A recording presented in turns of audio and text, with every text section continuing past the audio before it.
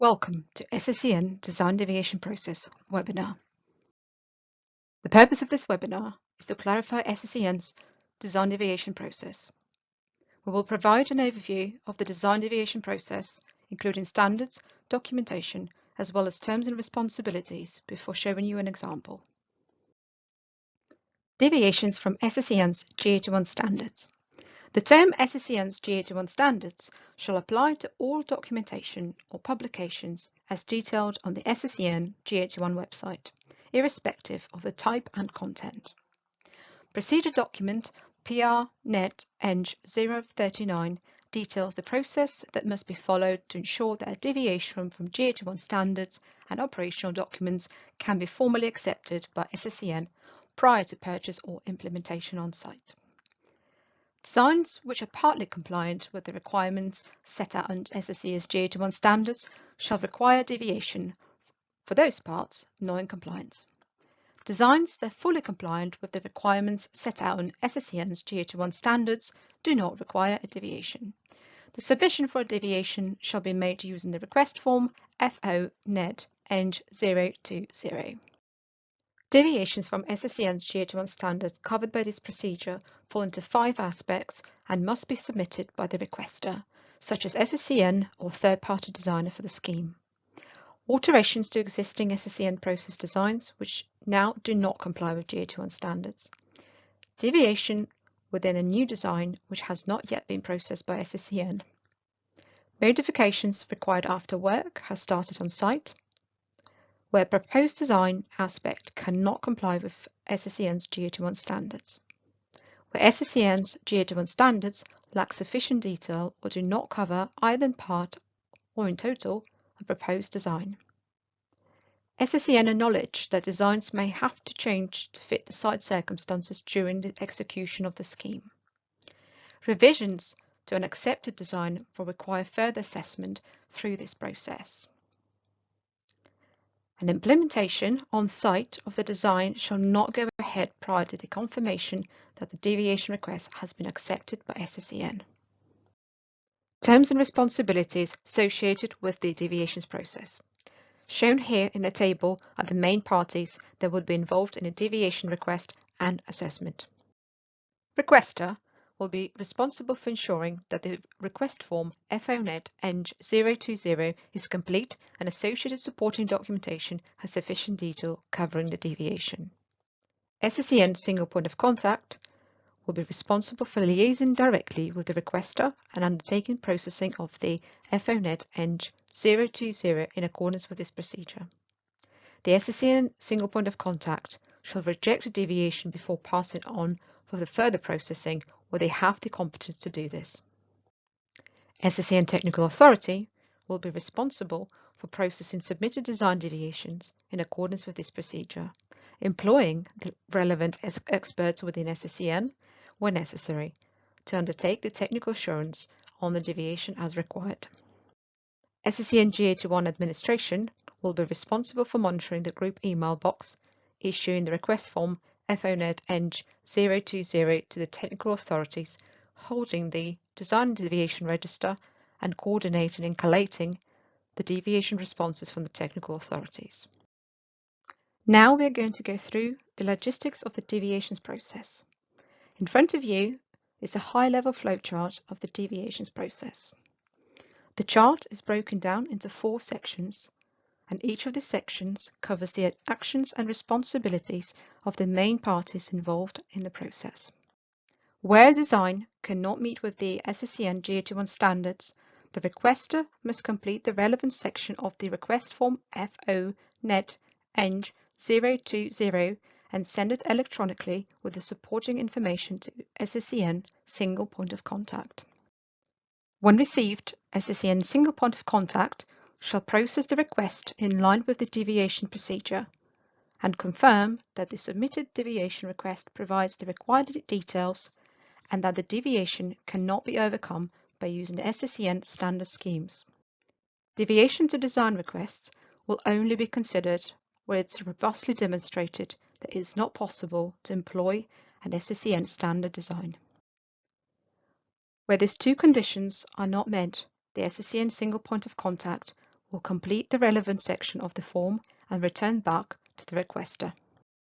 The requester shall review the comments provided by the single point of contact, amend their deviation request accordingly, and resubmit the request to SSEN single point of contact.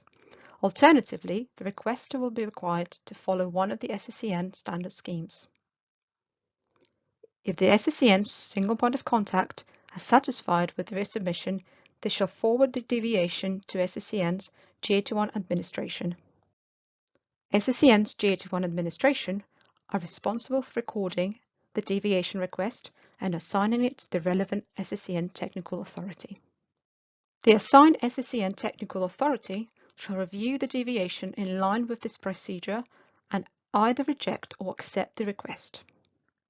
If the request is rejected by SSEN technical authority, the rejection along with the justification will be returned to the requester via SSEN single point of contact. The requester at this point may decide to withdraw their request altogether or continue with the resubmission, ensuring that SSEN's technical authority feedback has been addressed. If the deviation request is accepted by the SSEN technical authority, either following the original submission or resubmission, they shall sign off the request form and forward it to SSEN G81 administration for further processing.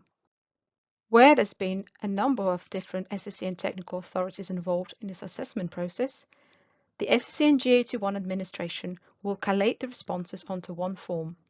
The final signed-off form will be returned back to the requester via SSEN single point of contact.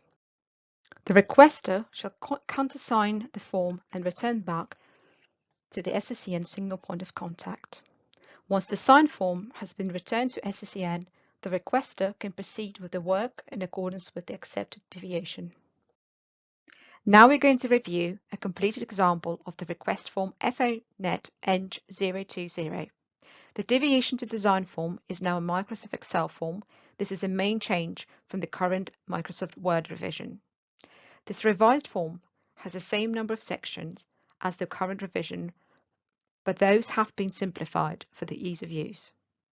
The form has a number of tabs that contain the form sections. These are front page, 3 tabs for individual deviations, and final sign-off.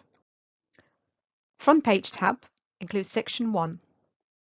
This section of the form shall include the general information relevant to the scheme and shall be populated by the requester and SSEN single point of contact. The form must be sent electronically in Microsoft Excel format. Printed, scanned, or PDF submissions of the form cannot be processed and will be returned. Section 2 of the form shall be completed by the requester and cover the specific information that must be provided for the deviation request. Specific deviation requirements that shall be completed in full are the SSEN document number as published on G81 Library, section and subsection which are to be deviated from. This can only be left blank if there is no appropriate SSEN document available. The justification for the deviation request with robust and comprehensive details of why the deviation is necessary. A detailed description of the proposed solution to the issue. A description of the impacts that the proposed deviation will have on any matters regarding safety, health and environment. Supporting information and any documents that are required for the acceptance of the deviation request shall be listed out in the form and can be either embedded within this part of the document or submitted separately as an attachment to email. The document reference number shall be included if existing. If no document reference number exists, the document title shall be referenced. One tab shall be filled out for each deviation that is requested for acceptance. The tabs will be marked as Deviation A, Deviation B, Deviation C, etc.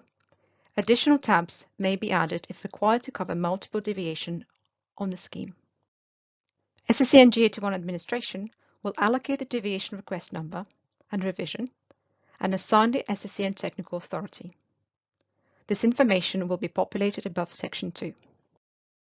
Section 3 of the form shall be completed by the SSEN single point of contact and technical authority. Following submission of the deviation request by the requester, single point of contact shall undertake an assessment to ensure that the form and associated supporting documentation is sufficient in detail. If the deviation does not contain sufficient detail, the single point of contact will complete Section 3, confirming the status of the deviation and justification for rejection, and pass the form back to the requester.